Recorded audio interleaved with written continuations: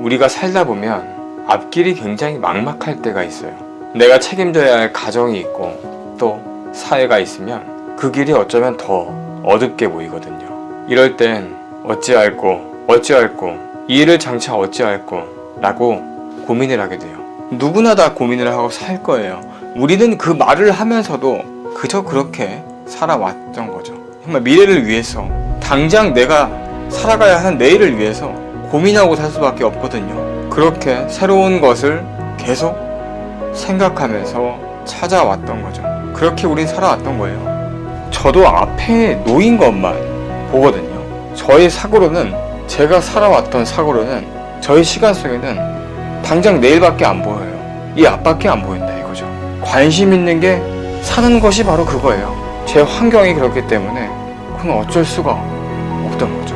그런데 제가 하고 있는 이 원불교의 일은 엄청 큰 일이거든요. 처음에는 세상에 원불교라는 종교가 굳이 나올 필요가 없다고 생각했어요. 종교를 믿지 않는 사람들은 그렇게 말할 수 있을 거예요. 현대사회가 진화할수록 종교는 필요 없을 거라고 생각을 했죠.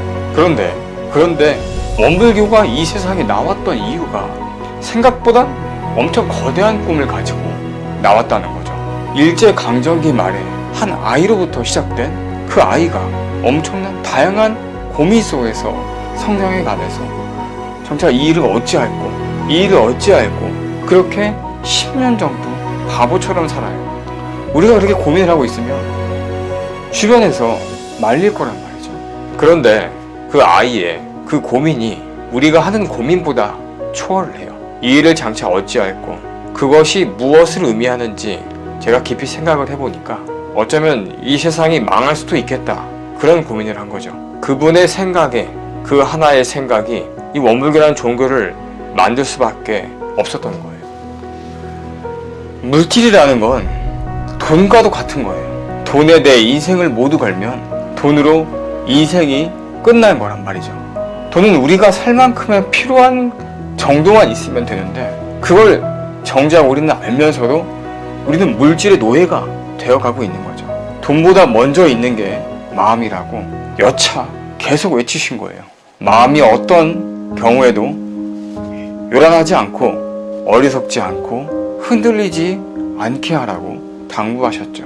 그분이 깨달은 진리가 모든 성인들의 깨달은 진리와 같다고 말했어요. 그런데 왜 굳이 종교를 만들고 교리를 만드는데 바쁘셨을까 또 생각을 해봤죠. 원불교는 실생활의 종교예요. 실제 우리의 삶이 없으면 안 되는 종교죠. 우리가 살고 있는 이 세계가 없으면 원불교도 사실은 필요 없는 종교예요. 종교를 믿지 않아도 돼요. 스스로가 이 믿음을 갖고 마음 수행을 할 수 있도록 이 경계선이라는 것을 없애준 게 원불교라고 생각을 해요.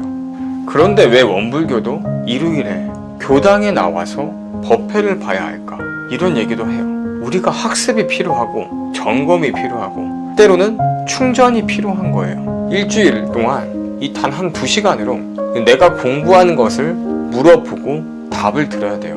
그래야 이 실제 우리의 생활에서 생활하는 공부와 교당에 와서 하는 공부로 나뉘어서 얻어갈 수 있는 거죠. 어쩌면 세상이 이대로 망할 것 같은 고민 속에서 원불교가 태어난 거라고 생각을 해요. 원불교는 바로 이 세상을 마음 공부로 해답을 바라보게 된 거죠.